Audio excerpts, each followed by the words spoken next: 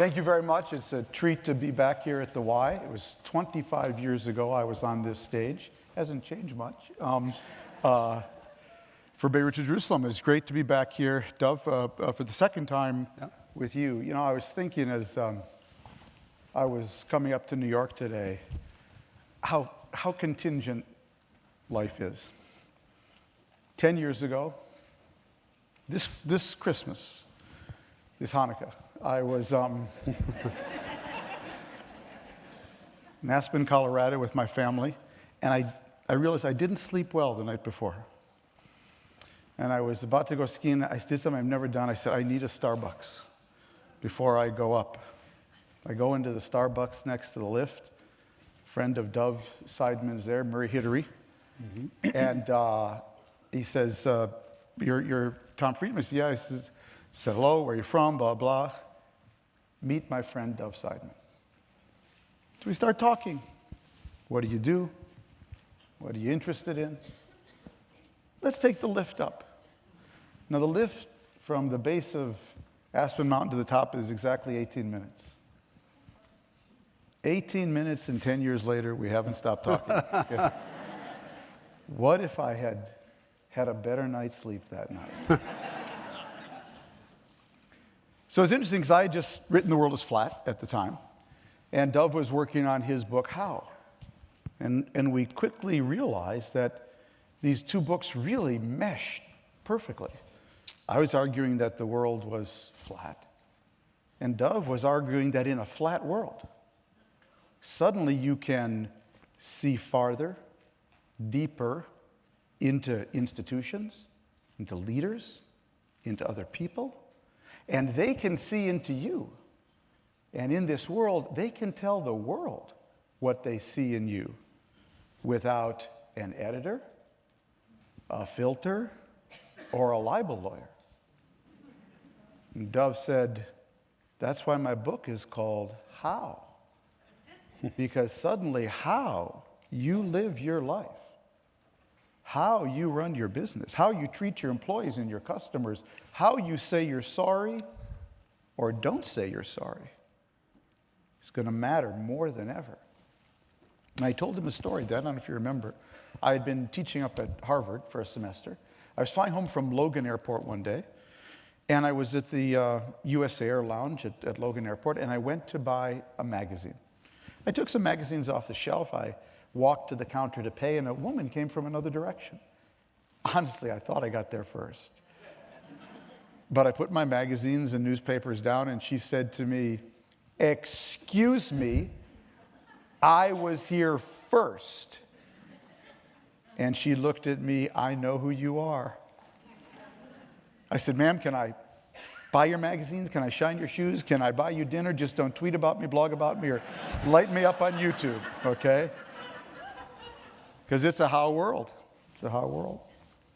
Then I went on to write a book about energy and climate, Hot, Flat, and Crowded, and came out right in 2008, right in the midst of the huge meltdown of the economy.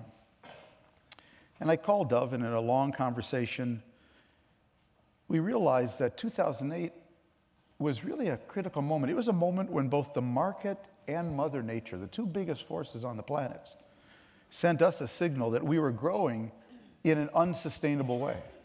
We were growing in an unsustainable way because we were actually practicing the exact same accounting in the market and Mother Nature. We were allowing people to massively underprice risk, privatize the gains, and socialize the losses. We allowed the banks who were giving subprime mortgages to massively underprice the risk. We allowed them to privatize the gains, and then they took the losses and socialized it all over the whole economy onto you and me and our kids. We're actually doing the same in Mother Nature. We are massively underpricing the risk of carbon emissions, we are underpricing the risk. We are allowing the people who do it to privatize all the gains, and we are socializing all that carbon across the atmosphere and charging it on our kids' Visa cards, and it will come back to them in disruptive climate change. I called Dove. I said, what are we doing here, Dove? He said, it's very simple, Tom. We're practicing situational values, not sustainable values. We're doing just whatever the situation allows. The situation allows me to give you a subprime mortgage, and you only show $15,000 in income and want to buy a $1 million home, and your only ID is your Delta Sky Miles card. No problem, I do it. Situational values tell me I could, Dove said. But sustainable values tell me I couldn't and shouldn't. We're going to talk about that tonight. Lastly, we're going to talk about 10 years later. What's changed? Where we are right now. My gosh, how the world has changed since we first went up on that lift. The world is flat had just come out. I was running around the world telling people, the world is flat. We're all connected. Do you know that when I wrote that book, Facebook didn't exist? Twitter was still a sound. The cloud was still in the sky. 4G was a parking place. LinkedIn was a prison. Applications were what you sent to college. Big data was a rap star. And Skype was a typographical error. All of that happened. 18 minutes and 10 years later. But what really happened, and I wrote about this with Dove just last week, is that the world went from connected to hyperconnected, and from interconnected to interdependent. We thought it was cool 10 years ago. As Dove said, when we had an X-ray into your business. Now suddenly we could see over walls and into business. We had X-ray. Today, 10 years later, you read what Dove says, we now have MRIs. Oh, we're getting fine-grained pictures inside of Sony. We know just what you were emailing about the president, what joke. We know exactly how you were paying male actors more than female actors.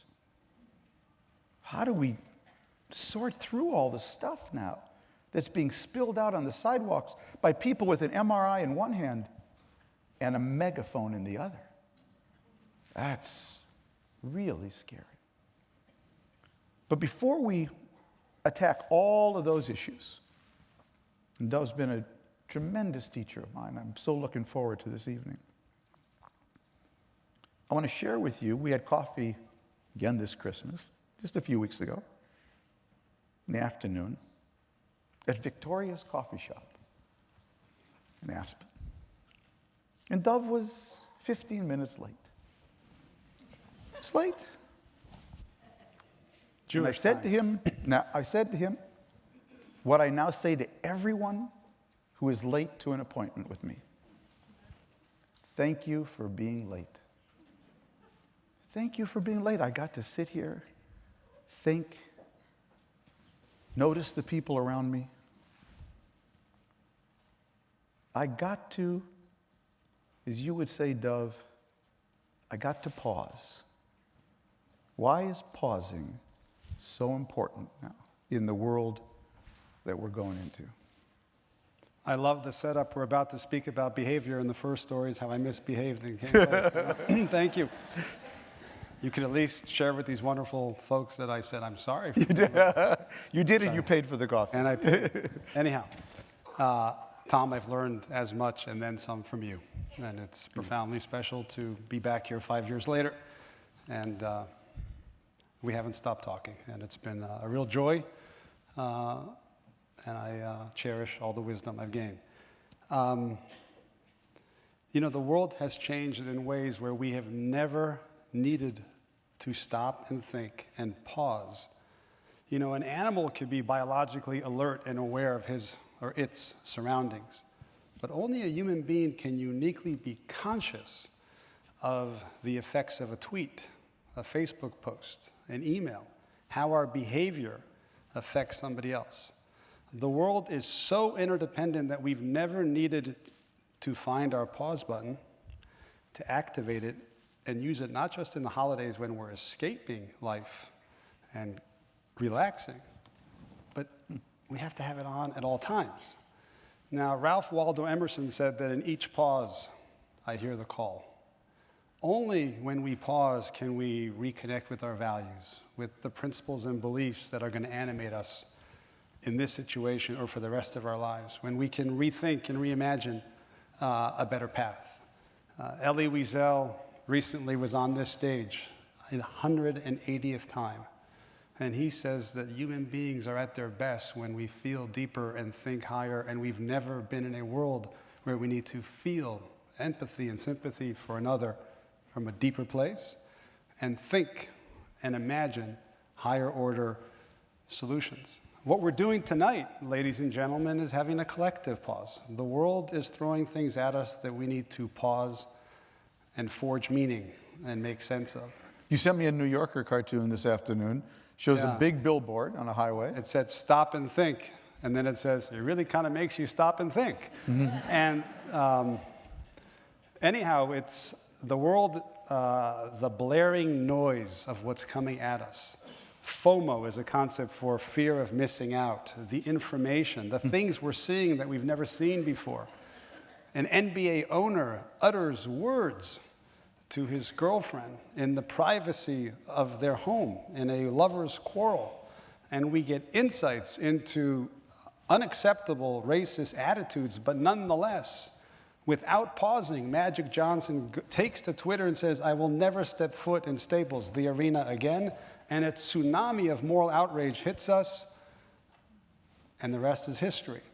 And I think the world has been reshaped in ways to make us need to pause. What you do twice a week in your column is get people to pause and think and try to make sense of the world. So anyhow, I think a distinctly human capacity is the ability to pause, and we need to pause now more than ever. What if you're a parent to very young kids today? Say one's called Lev and the other's called Lana. These happen to be my two adorable children. What do you tell parents today about this hyper-connected world where you need to pause, where there's fear of missing out? How do you raise kids? I'm glad my girls are 29, 26. I'm glad I didn't have to raise kids in this cacophony. You've raised two remarkable young women, and Maria and I marvel how you did that. It was a little easier back then. We put our kids in their room and took away the TV, and we knew where they were and we controlled them. Now we give them a device to call us, but it's the same device that allows them to surf the World Wide Web with more creativity than we will ever have, and they will always be a step ahead of us. Lev is actually here tonight. Where is my dear son is here. Let me tell you a story about raising kids. That Lev is 7. When he was 5, my phone rang about 8:10 in the morning. Allegedly, according to him, I forgot to kiss him goodbye. So my phone rings, and it's Lev, and you would think that a 5-year-old would be emotive about it. "Daddy, I'm upset with you. I'm mad at you. You didn't call me." Instead, Lev calls, and he says, "Daddy, this is Lev, and I have a question for you. What kind of father does not kiss his son?" He hit you with a how. He hit me with my how. But you know, it's almost like he read Heraclitus, who said, "Character is your fate," the ancient philosopher. The world has become so morally interdependent that we will only go as far as our character takes us. Lev was also underscoring the idea that formal authority, do this because I'm your dad, do this because I'm the coach, do this because I'm the CEO, do this because I'm an autocratic dictator with a military, that formal authority is dead or dying rapidly. And he really got at this idea that all behavior comes from character, and our character animates and generates our destiny. I will never stay ahead of him. My only control is what Maria and I are able to put in his heart, the values. That's the only control point today with young kids. Well, let's talk about this new kind of leadership then. You've raised it up, whether it's parenting or coaching a football team. Yeah. Or running a country, a company, not to mention, this notion that you can't get by just on formal leadership anymore. Yeah. You're going to have to build moral authority. Yeah. What are examples of that? Why did that happen? Yeah. How do you know it's true? I'll give you an example that totally has inspired me. It's Martha Payne. She's a young Scottish schoolgirl. Today she's 11. I encountered her when she was 9.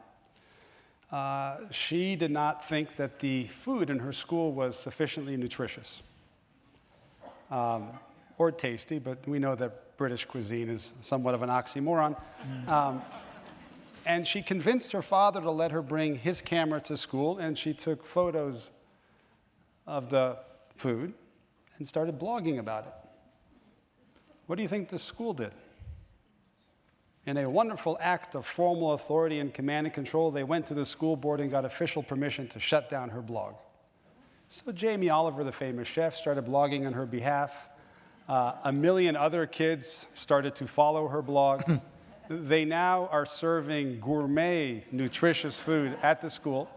Other children all over the world have emulated that practice, doing the same thing.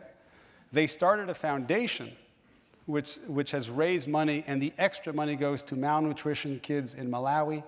And if you go onto Martha Payne's blog, it says, "I am a future workforce leader." See, leaders used to be either born into power or made. Vice president title, senior vice president. Today, leaders could be self-made when they're 9 years old. A 9-year-old individual can force formal authority to have a two-way conversation. And it's formal authority is giving way, but at the same time, you can't get anything done without authority. What a paradox. The authority that is finding its place is moral authority.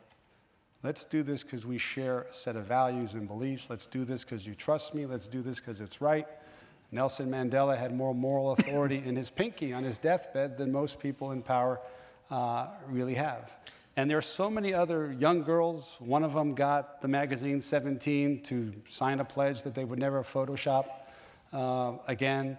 In a world where more than 50% of young girls' pictures on Facebook is Photoshopped, which doesn't do much for self-esteem.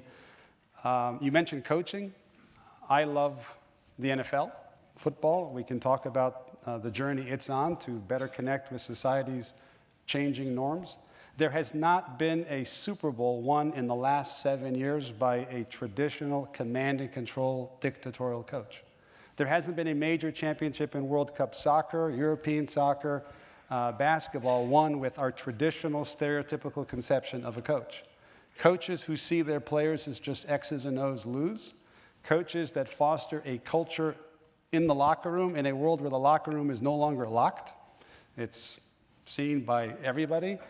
And in a world of so much parity and competitive equality when it comes to talent and the playbook, the coaches that see the players as real human beings, visit them at home when they have life events, and really create an ethic of what it means to be a champion are the ones who've won 7 in a row. And I predict that the next Super Bowl 2 weeks from now will be won also by a coach that's more human and humane.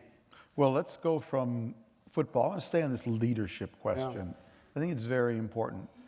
I had the pleasure, the honor, the fascination of being in Tahrir Square for the Egyptian Revolution. The whole Arab Spring at a moment seemed to have real possibilities. Yeah. You've used the formulation, they got their freedom from, but they couldn't get their freedom to. Explain that. And where does leadership fit into that? You mentioned Tunisia. You know that today they're celebrating in Tunisia the anniversary 4 years from now of the revolution. Right. And that's one country that has inclusive politics. Power has shifted hands 4 times. There's more gender equality going on. I think capitalism is raising the question of income inequality. I think there's a more fundamental inequality. I call it freedom inequality. It's what 4 million people came together in Paris the other day, really to show fidelity to their most cherished ideal, freedom. But there's 2 types of freedom. TiVo gives us freedom from networks forcing us to watch a commercial. Airbnb from traditional hotels. Uber from the traditional taxi cab. Facebook, freedom from corporate communications doing all the talking. I can go on and talk. We have never been able to so easily cast off formal authority, autocratic leadership. Amazon gives us freedom from the neighborhood store.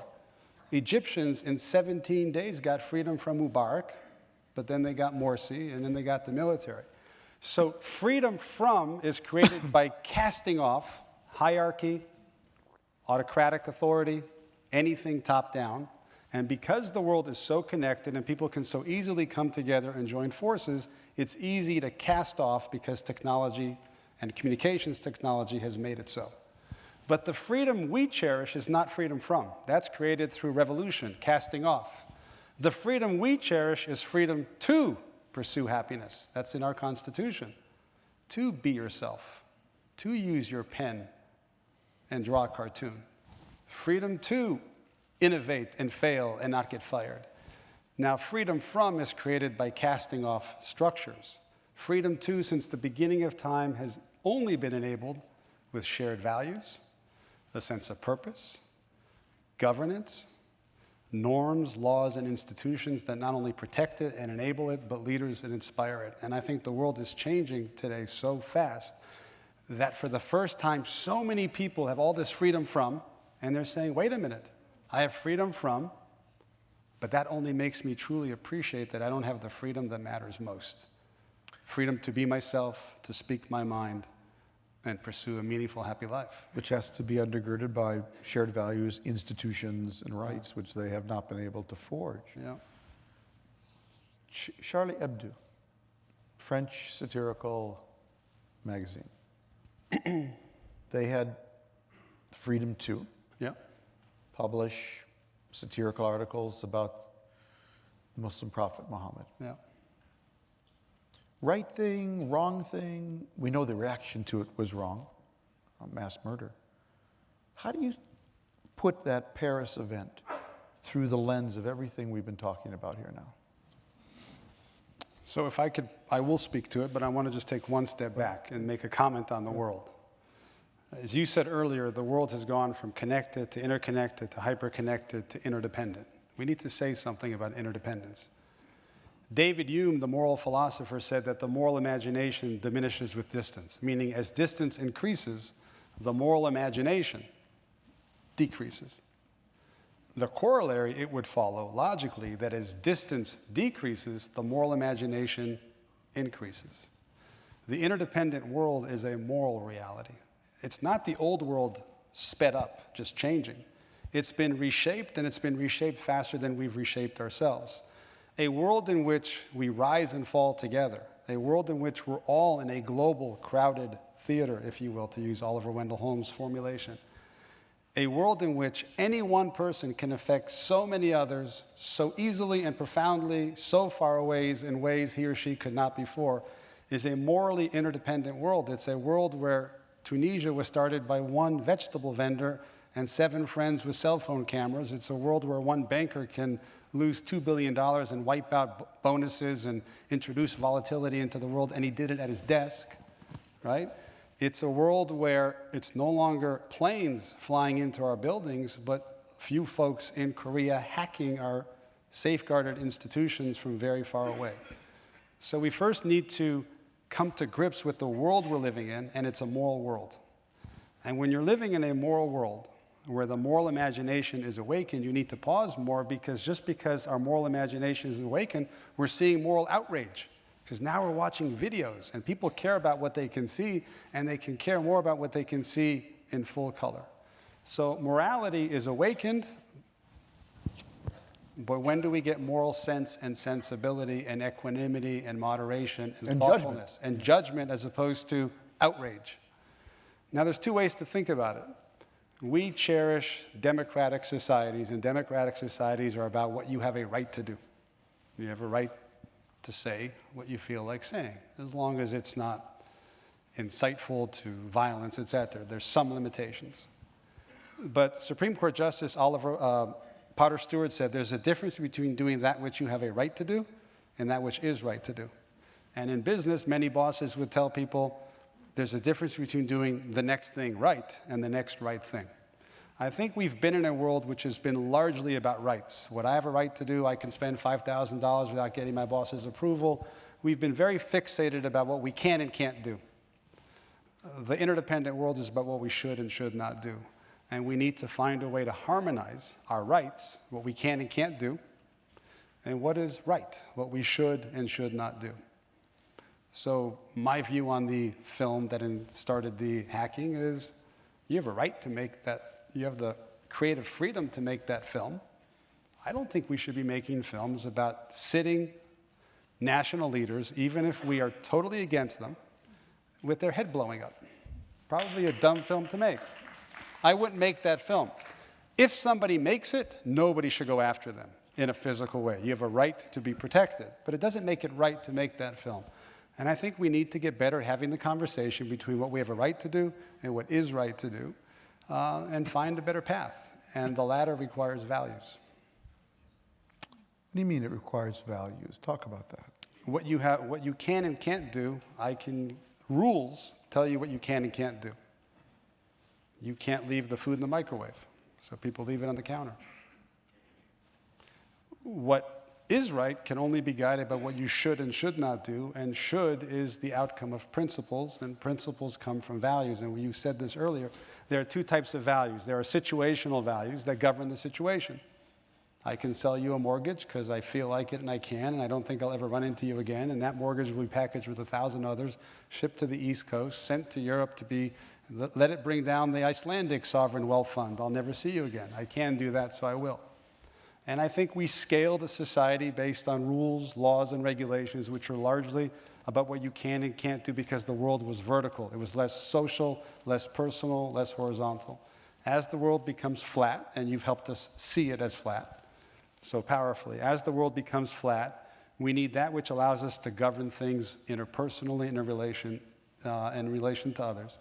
And everything else is kind of not working except for values. But sustainable values literally sustain human relationships. Can you have a long-term friendship without truth, without respect, without honesty, integrity, and transparency? So when I come to France, there might be a real debate about are Western ideals being embraced? But sustainable values are human values and they're universal. Dignity, respect, truth, honesty, and integrity. I've never been to any part of the world. It might look different, but every human being wants to be respected. Playing off that, growing up in Minnesota, you could be here or anywhere in the country, really. You turned on the evening news, it was news, weather, and sports. Mm-hmm. News, weather, and sports. Yep. More and more, it seems to me, it should be news, weather, and sports and apologies, okay? Because a day doesn't go by where somebody isn't apologizing for some smart aleck, foul, vain tweet or statement. I've got today's apology, or might be yesterday's. It's GOP Representative Randy Weber yesterday apologized Tuesday for a tweet that compared President Barack Obama to Adolf Hitler. The Texas Republicans tweet Monday night criticized Obama for the president's failure to travel to Paris for Sunday's anti-violence rally. Even Adolf Hitler thought it more important than Obama to get to Paris. Now that actually falls under another category, which is that there's no fixing stupid. Right. But in any event, why are we so much in the age of apologies? Yeah. And do any of these, of course, Weber has apologized. I need to first apologize to all of those offended by my tweet. It was not my intention to trivialize the Holocaust, nor to compare the president to Adolf Hitler, which is exactly what he did. Why are we just being bombarded by apologies, and do any of them really resonate? Yeah. Every time a flight is late, the airline's tweeting an apology. When you tell a child, just say you're sorry, don't we kind of feel there's something a little off at that? It's like giving the child a verbal escape route, right? Just say the words and on to the next thing. Elton John's song, "Sorry is the hardest word." apologies used to be valuable. They were a scarce thing. They didn't happen a lot.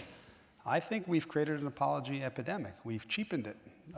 And the confirmation bias sets in. If you think this person's a putz, you don't believe their apology. And if you respect the person, you go, wasn't that sincere? It's become performance art. It's become about that press conference and who's standing next to that person apologizing. And we all know that an apology without amends, without true behavior change, is not an authentic apology.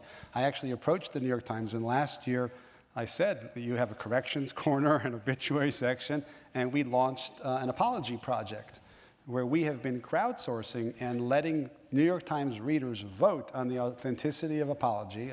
I developed 5 criteria. What are they?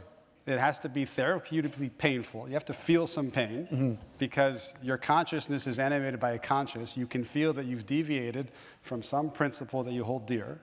It needs to be two-way. You need to engage the person you've harmed and see if your apology matters to them and if your correction is meaningful to them.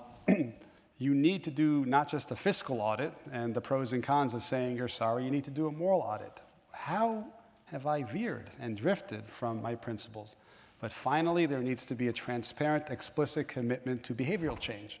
So a true, authentic apology can only be judged over time. We've been scoring them online, and the readers score authentic apologies when they sense that somebody is doing real work to repair trust. In a connected world, when you harm somebody, you disconnect. The apology is the first step to reconnection, and if you do the real work, then you can build it. So in this interdependent world, we slip up a lot. We make more mistakes, and our mistakes see the light of day. The apology, if authentic, is a way to start doing some real reparative work. And we've been studying it. I'll give you a great example. The University of Michigan Health Systems, I've been tracking these guys for many years. The doctors wanted to lead the institution inspired by their sustainable values, and they decided that every time they harm a patient, they should say they're sorry. Now, what do you think their lawyer said to them? We have more money? Absolutely not. We're going to fight these people. Sorry is an admission of guilt. It's a window into vulnerability. They debated this, and the doctors started to routinely apologize, and their lawsuits and payouts went down by 50%. But if you go to a doctor and you say, good news, research has shown that every time you apologize, you get sued less, and then you apologize because of that data point, you get sued more. Because the patients realize you're not authentic. So you know what these doctors did? They said, let's just apologize when we're wrong, but fight when we're right. You will not believe what they've done to their community and ecology. If they take something to court, the plaintiff's bar wants to settle with them because they're on contingency fees, and they go, they must mean it because they fought this time and capitulated that time. The best residents want to work there.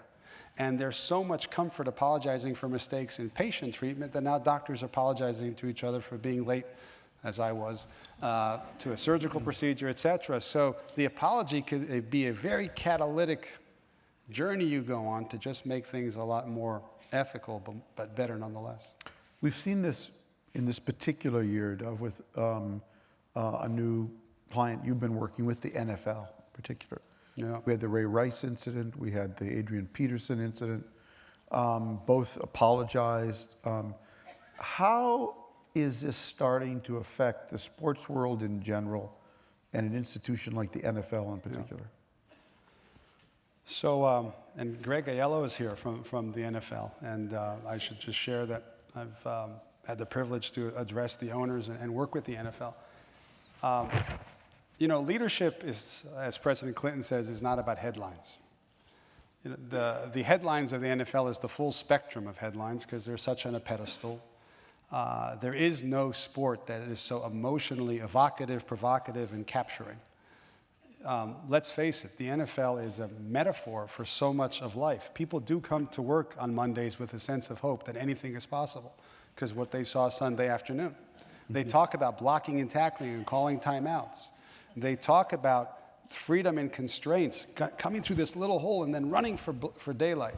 It's in our language, it's in our consciousness. 45% our viewers are women. The ability to innovate, I mean, the red zone next to the iPhone is the greatest innovation maybe ever seen. But leadership is not about headlines, because the seats are filled and society, by and large, is still incredibly supportive in spite of real and some horrific MRIs that we're seeing. But it's about the trend lines. And society has shifted its mores. And society, frankly, sees the NFL on a pedestal and wants it deservedly. And the NFL has put itself on a pedestal through heroic behavior. Society wants the highest standards of behavior. In a world in which, you know, the Richie Incognito, Jonathan Martin, people think that that was the Miami Dolphins locker room. It all happened on text message, pretty much. The locker room is no longer locked. What was that story? Tell people. It was a 330-pound lineman being the victim of bullying. Now, we grew up thinking that bullying is one big person picking on a little guy. For the first time, but think of the lessons we can learn with all the cyberbullying. We can redefine bullying. And we can learn from how the NFL is dealing with this issue that bullying is something a lot more pernicious and deeper than big guy smacking around little guy. You can really, really tear into somebody and harm them traumatically through text messaging. And we see that at the NFL. So in many ways, I think the NFL is going on a journey. Recently, there was a new conduct policy, but you know what I was struck by? Not just with the wisdom of the policy, it's the fact that every NFL employee signed it personally, that the locker room has reached corporate headquarters in that way. And the jury's out. They're on a journey.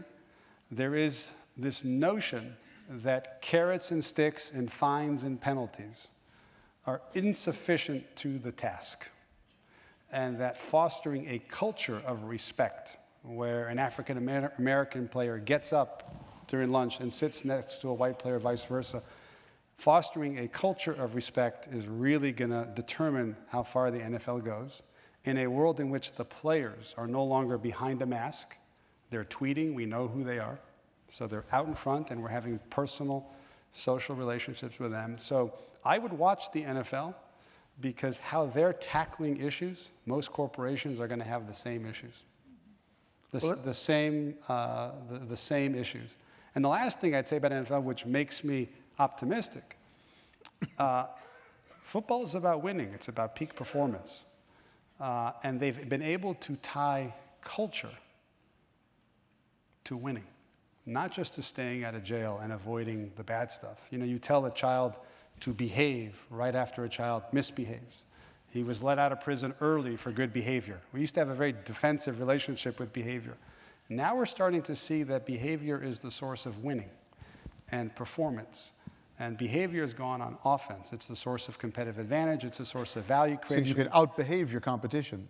Yeah, if you go into the dictionary, outproduce, outperform, outsmart, outbox, outdrink, these are all words. Why? Because they're part of common vernacular, which is the standard, because they commonly describe how we think and how we behave. Outbehave is not yet a word, because we haven't associated behavior as something we can excel in. But innovation is a behavior. To tweet is a behavior. We call it a tweet, but it's a behavior. A human being presses a button after writing 140 characters. Collaboration is a behavior. Imagination is a behavior.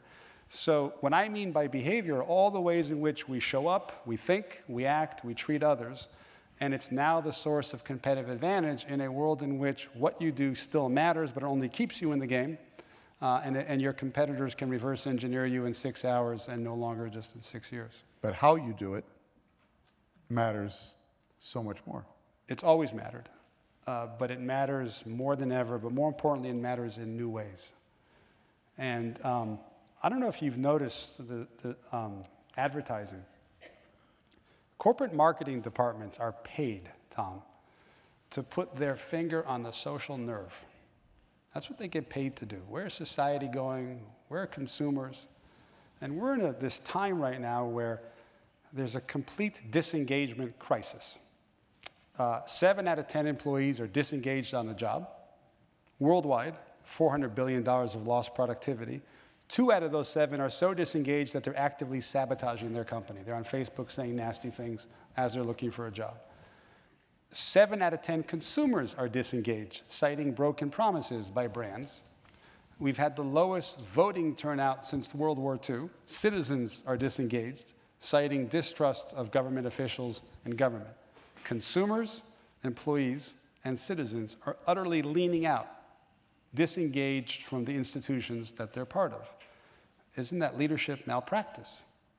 To have so many people that you're leading who are disengaged from the path you're trying to inspire them to be on. And if you look at where the solution to this is coming from, look at corporate advertising. Chevron is now the human energy company. Cisco is the human network. Dow is the human element. Deere is human flourishing. Ally Bank is time to bank human again. Samsung is competing with Apple by saying design for humans. TD Bank is time to bank human again. Every institution is starting to proclaim its humanity. Now, I think by doing that, they're admitting that they were monsters before, potentially. If we're human now, who were you before? But I know what you're all thinking. It's one thing to say you're human, it's another thing to be human.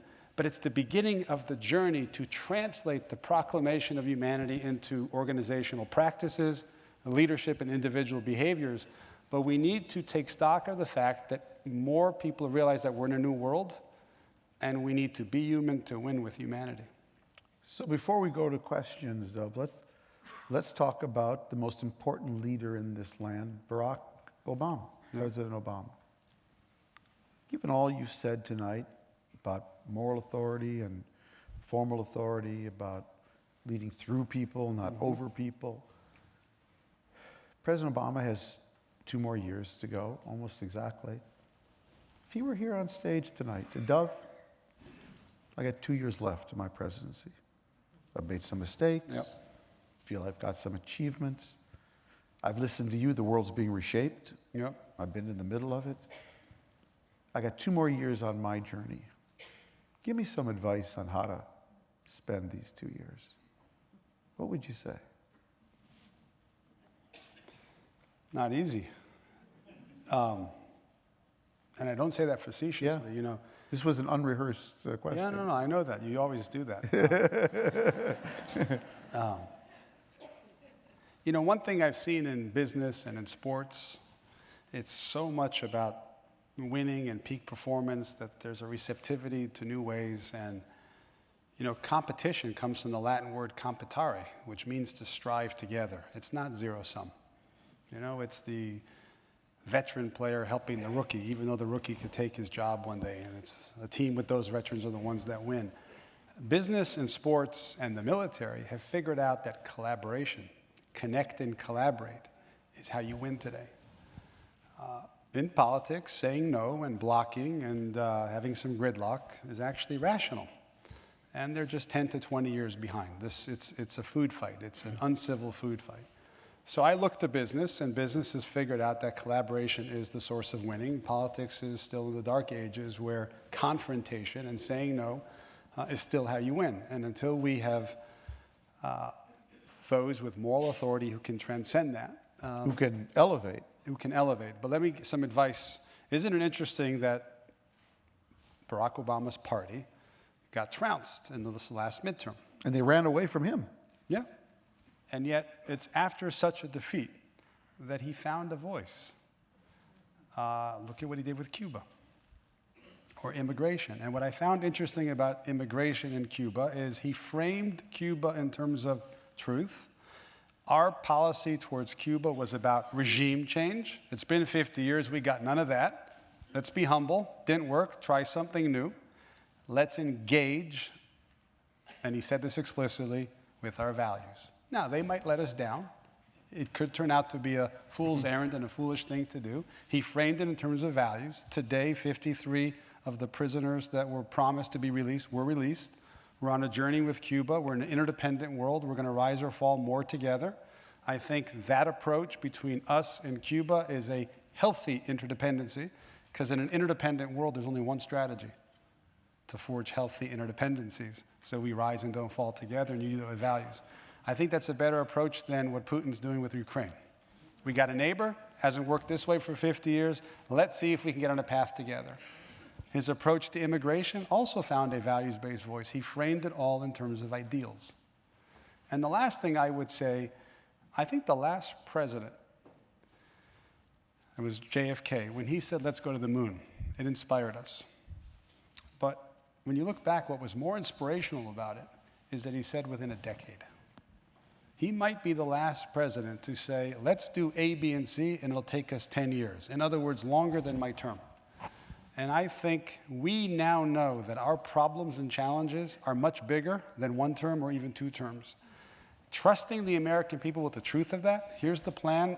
We need to be on this for much longer than I'll ever be president, is the first thing I would do, to harmonize the scale of the challenge and the opportunity with the time and effort and resource it will take. And this country is still full of some injustice. Look at what we're seeing with urban policing. Innocent people still go to jail. The reason I love the United States of America, even though we're so far from perfect, is that we're on a journey to perfect our union. When we stopped journeying in Washington, that's when I get pretty mad at our leaders. When we're on a journey, I embrace them, however imperfect, because the United States is great at being on a journey. So I think Barack Obama needs to, or any leader, be more explicit and inspirational and elevating about the journey we're on. So just while we bring the questions up, a quick trivia question for you. Every year, is it Merriman's or Webster's dictionary? Announces the most searched word online in its online dictionary. Yeah. What was the most searched word in 2014? So I'll tell you, in 2012, believe it or not, and I should say this because we're in the epicenter of this thing, in 2012, it was capitalism. 2012, and that should tell you something. I think it tells me that on the one hand, we think that capitalism is still the best system for pulling people out of poverty and creating human prosperity. But in the last year, I've been to a conscious capitalism conference, an inclusive capitalism one, a responsible capitalism, a creative capitalism. So something about capitalism isn't working because we want it to be more inclusive. So everybody is calling for capitalism 2.0 or 3.0. I think we need to do 1.0 the right way. Most people are quite surprised when I tell them that the father of modern capitalism, upon which we scaled, Adam Smith, when he wrote The Wealth of Nations, was not an economist. He was the chairman of the moral philosophy department at Glasgow University. And the capitalism that we've never scaled is the moral capitalism of true mutuality and a system that only works with trust. Cut forward to 2014, I think 13 was selfie. Selfie? 13. 2014 was culture. Culture was the most searched word. Why do you think? Because people are not accepting superficial reasons for why something happened. Culture is how things really happen around this place. Culture, as we know, are the values, norms, and behaviors passed down from one generation to the next that really animate and determine how people think and how they behave. And if people realize that culture is at the root of why a policeman might behave a certain way, why there's celebrity culture, rape culture, police culture, the more people are pausing to say, can I get the deep explanation and not the shallow one? That's my interpretation, that people want to go deep. They're pausing to go deep in a world that's moving fast on the surface. Great, Dov, thank you. We've got some questions here. Although President Obama ran on the ideas of uniting the two Americas in many ways, sadly, the feeling nationally still exists of a divided America. Whether financial, social, or racial, what do you believe can help change this? I'm hopeful we can feel more as one people again soon. Are you hopeful? I'm hopeful. Long term, yes. I always bet on humanity. I've talked about sustainable values, and I invoked Elie Wiesel, who's probably one of the living moral consciences of the world. Elie Wiesel once said to me, you could have a world without love, but never a world without hope.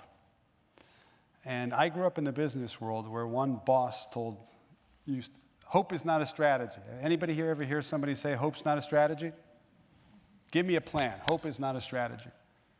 and I'm not taking sides here. Romney said it in the last election, hope is not a strategy.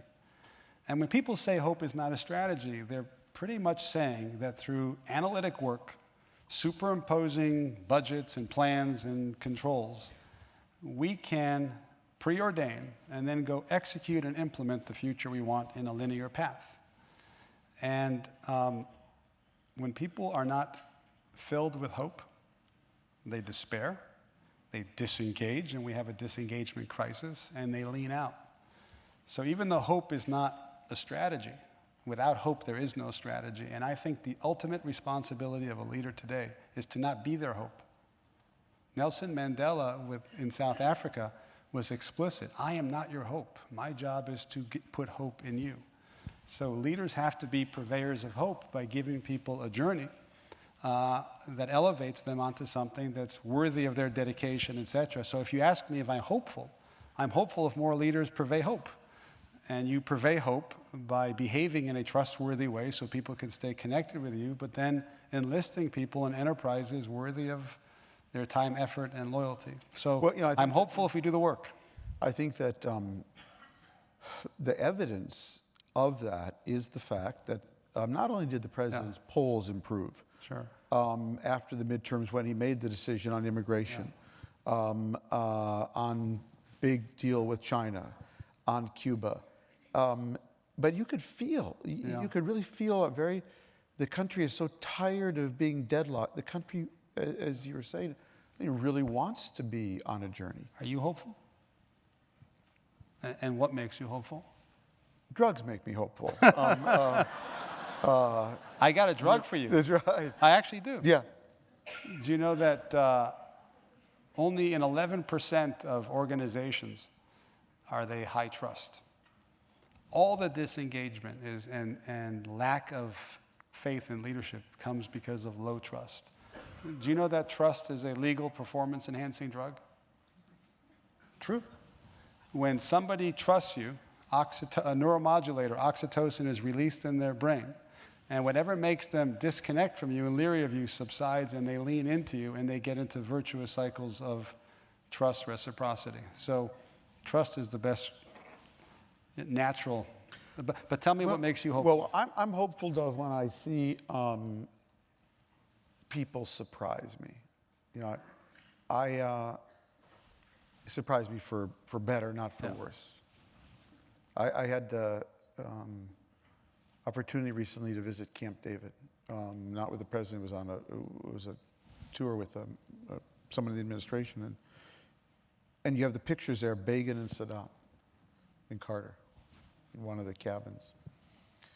And what strikes me is that we live in an age now where nobody surprises you anymore. Everything is pre-polled, pre-chewed, pre-focus grouped. You know, when was the last time you saw a politician where you just said, wow, that leader really surprised me for good? Mm-hmm. And so I'm hopeful when I see that. What bothers me is that I don't see it enough. And I think what the president did after the midterm in these unilateral decisions, albeit taken out of gridlock, really, and frustration, but if I were the Republicans, I would take note of that. I mean, I have thought of writing a column, the lead of which right after the first of the year was, remind me, who won the midterm elections? Because I was out of town that day. Because it really felt like Obama was actually doing all the acting. Yeah. And getting, I think, a lot of positive feedback. But I'm not making a political statement there. I'm saying I think the country is starved to do big, hard things together again. Yeah. I really do believe that. But we do not have leaders in either party, frankly, who are ready to trust the people with the truth. And we have a very simple thing before us today. Our highways are breaking apart. Okay, our highways are funded by gasoline tax. And we cannot get a gasoline tax passed in Congress to fix the very roads that we depend on for our commerce and our tourism. And so, I'm now descending, as I can ruin any dinner party, into things that don't make me hopeful. I think the biggest thing that gives me hope is that it's when I travel the world. When I wrote The World is Flat, what was it about? It was about a moment in history when we got just enough bandwidth, just enough connectivity, just enough internet, that American companies could draw on 150,000 Indian engineers to solve our problem. And our problem back then, in the year 2000, was Y2K. We were afraid our computers were all going to stop, so they all need to be remediated, and we needed a huge number of engineers to do that. Where were they in India? And lo and behold, the world just got flat enough for us to leverage those Indian engineers. And what gives me hope and optimism is you go to India today, and what you see is those same engineers, and now rather than solving our problems, they're solving their problems. And whether it's healthcare or low-cost insurance or eye surgery or new kinds of energy, and they're solving them on a cost basis and platform that can sell in their economy. And I think that's going to be one of the great and good things for the world, and going to be the source of enormous number of surprises. So Tom, in the spirit of you continuing to be a downer, at least for the next 5 minutes before we get back to hope, there are two related questions here. How do you feel about France locking up 53 people for hate speech this week? And how do you go about saving the world from new terrorism? I think these are related questions. So, those are good questions. Next question down there. Look, I don't know the details. The details very much matter on the hate speech. Obviously I'm opposed to hate speech. Anti-Muslim, anti-Semitic, anti-Christian, whatever it is. But we know that there's a fine line between hate speech and satire. It's clear to me that the French magazine was on the side of satire. And I think it's very important to draw that distinction. So I'm glad France is drawing that distinction.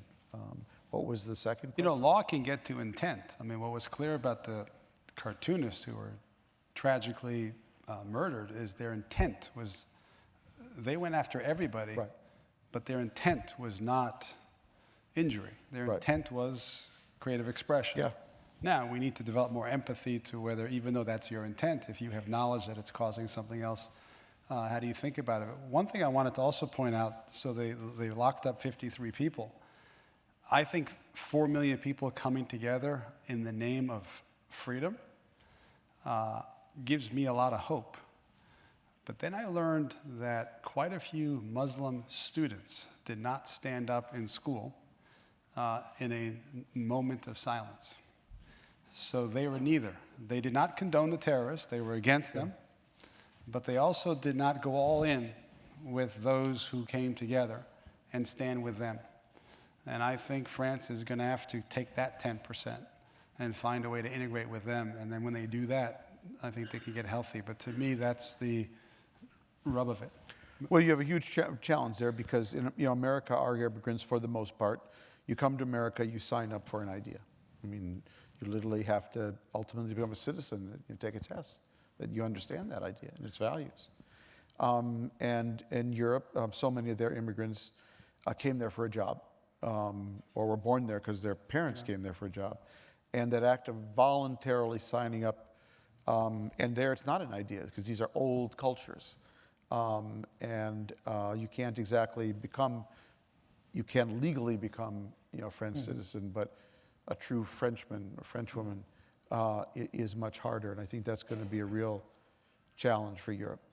And one more question for you. Where is Turkey in the geopolitics of things? Well, I'm a huge fan of Turkey. I like going to Turkey, a lot of friends there. I was a big believer in Turkey joining the European Union and a big advocate of it.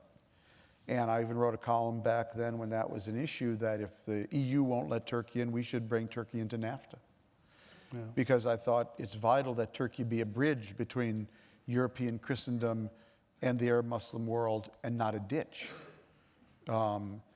And the Turks, in all fairness, went through, and their current prime minister, who I have a lot of issues with, but at the time really went through a lot of the reforms to get Turkey ready for EU membership. And then they were sort of all ready, filled out all the forms, and abided by a lot of the regulations. And essentially, the Europeans came to the Turks and said, "Oh, nobody told you? This is a Christian club. Nobody told you?"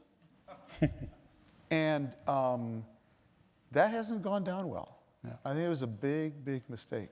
To have Turkey floating like that at this time, I think, is a big mistake. I have a lot of issues with the current Turkish prime minister.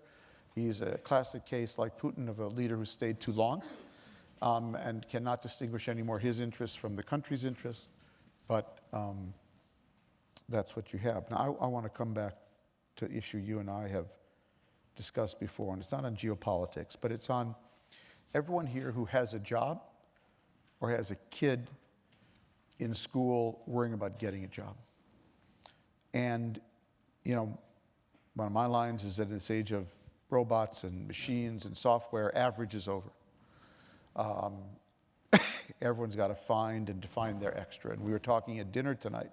My God, New York Times had a story 6 months ago about dairy farms in upstate New York that now milk their cows entirely with robots. Yep. That a human hand does not touch these cows. Yep. So you want to be a dairy farm hand today? I hope you study computer science.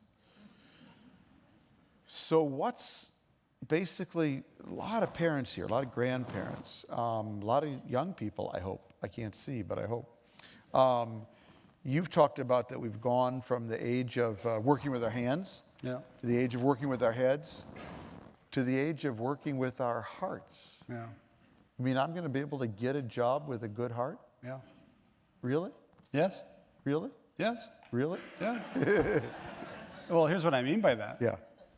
I mean, we used to have an agrarian, jobs are there to have a relationship with an economy, because the aggregate jobs have to add up to a thriving economy.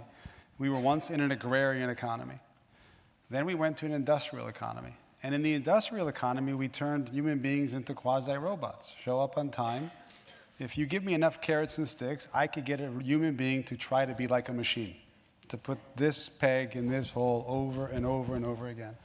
And we needed that. We were manufacturing a lot and industrializing, and we took big pieces of work, chopped it down into tasks, and we said, give a man a job. A job is only a 200-year-old word. Give a man a job, i.e. a task-based job. And then we went from the industrial economy to the knowledge economy. We started to use our heads a lot more and become more professionalized and specialized in services, and we got the right balance between hiring for brawn, for hands, and hiring for heads, knowledge and strength. And that was an equilibrium for a while. But we created such good machines that they're now doing a lot of big data and processing and thinking for us. And as I said, a machine can be programmed to do the next thing correctly and more correctly than we can, including milking a cow. So now I think we're going to a human economy. And what I mean by heart, there's a Talmudic expression that words or deeds from the heart enter the heart. If you take people, and I think there was a HBR, Harvard Business Review study, if you ask CEOs what are the top 5 qualities you want in people that you're hiring: collaboration, innovation, creativity, flexibility. You could triple everybody's salary. You could say to you two, go in the room and do not emerge until you learn how to collaborate, even though you're from different cultures. You won't get it. Coercion cannot get innovation from somebody. You could motivate. You could triple everybody's salary and say, I'm going to pay you more. I'd like you to feel empathy and engender trust. Don't just point when someone goes into a big box retailer and say, where's that 42-inch screen TV? Take a walk with them and engender so much trust during the walk through how you relate to them, and I'll pay you double. It won't work. So carrots and sticks can get me some brawn, and carrots and sticks can get me some thinking.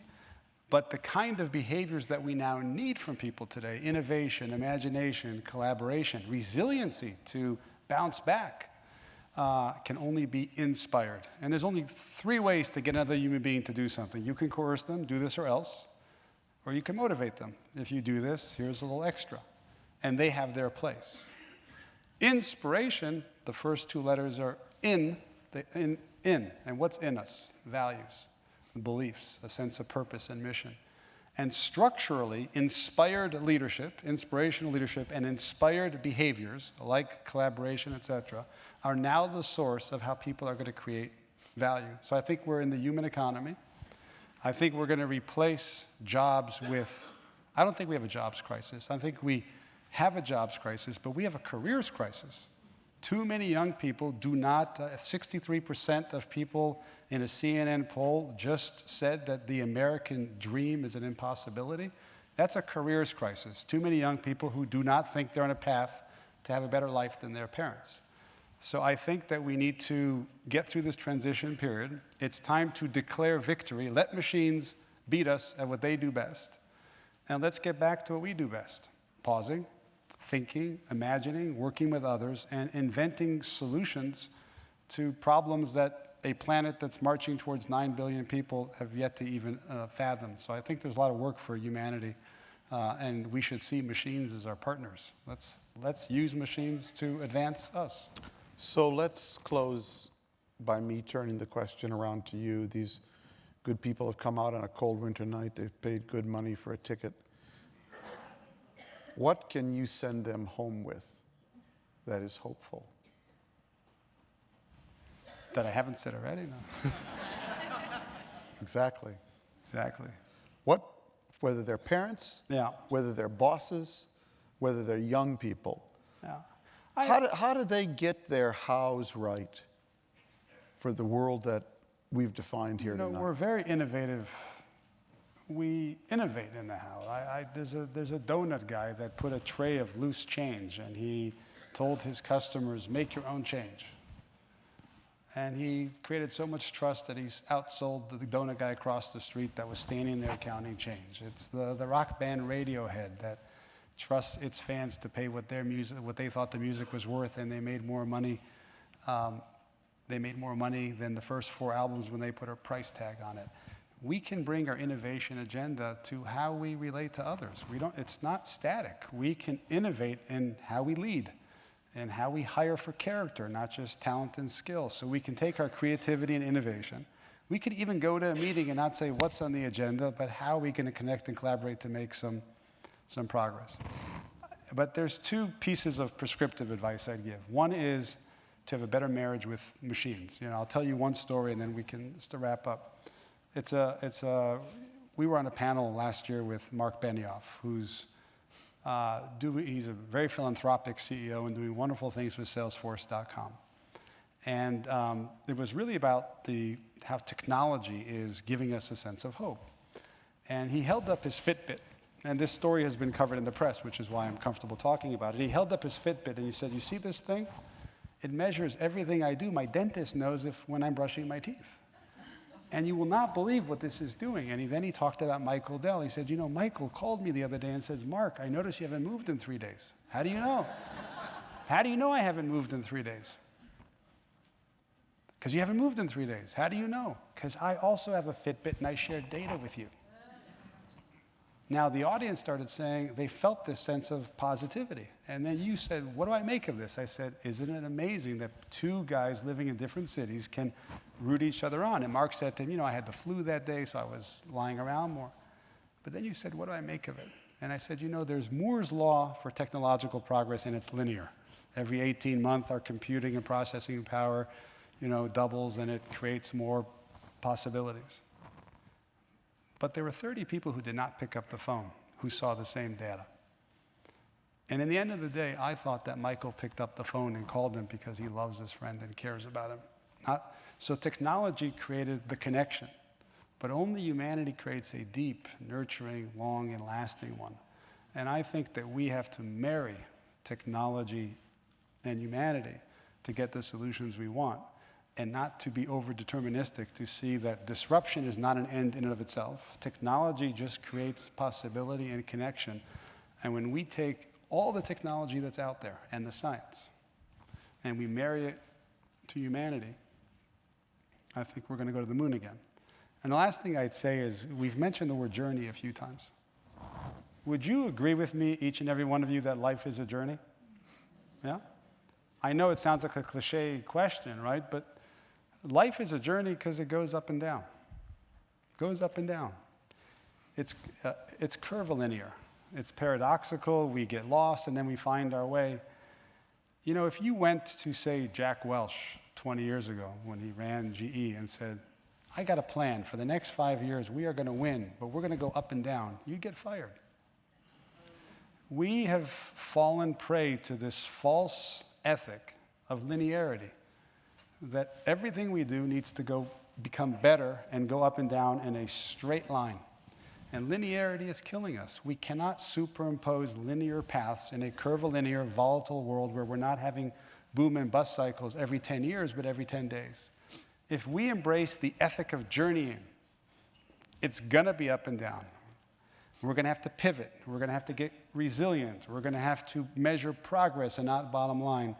The one piece of advice, and it sounds somewhat amorphous, is to embrace that life is a journey, and life and business, life and sports, life and what happens in the classroom have become one.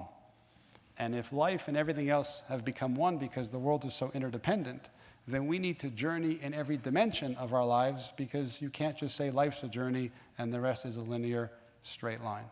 So I would urge us to embrace the mentality and the ethic of journeying, and lots of progress will come our way.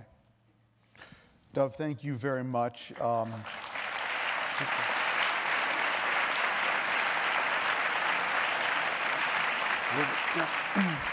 We're going to be down in the lobby afterwards if anyone wants to visit with Dov Moore and get a book. Or Tom Moore. Thank God, thank God I didn't have a good night's sleep that night. So thank you very much. Thank you.